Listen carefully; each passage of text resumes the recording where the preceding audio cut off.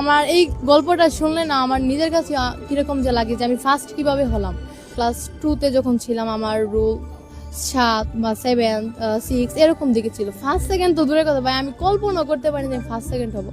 এই বছর আমরা 2 বোনই ক্লাসে ফার্স্ট হয়ে আপনাদের এখানে আসলাম। আর 1 মাস আগ থেকে আমি অনেক এক্সাইটেড। আমার আব্বু আম্মু মানে আমার 2 বোনই 10 মিনিট স্কুলে পড়ি, তারপর পড়ার পরে আমরা 2 জনেই ক্লাসে ফার্স্ট হই।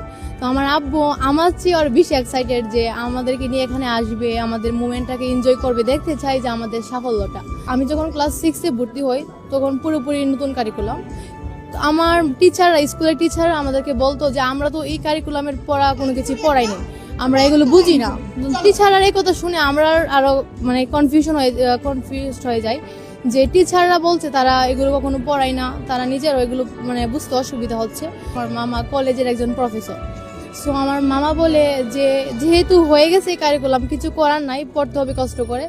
এর কিছুদিনের মধ্যে আমার মামা আর কি অনলাইন 10 মিনিট স্কুলের খবরটা আর কি জানতে পারে যে আপনাদের ভিডিও দেখছে, লেকচার সব কিছু মানে অ্যাড দেখে জানতে পারে বিষয়টা। জানার পর আমার আম্মুকে বলে যে এখানে অ্যাডমিট করানো যায়। সো আমি মামার কথায় খুবই ইন্সপায়ার্ড হই।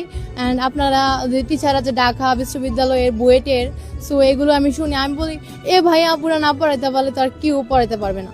সো আমি একদম সরাসরি কোনো ফ্রি ক্লাস বলেন কোনো কিছু আমি দেখিনি আপনাদের।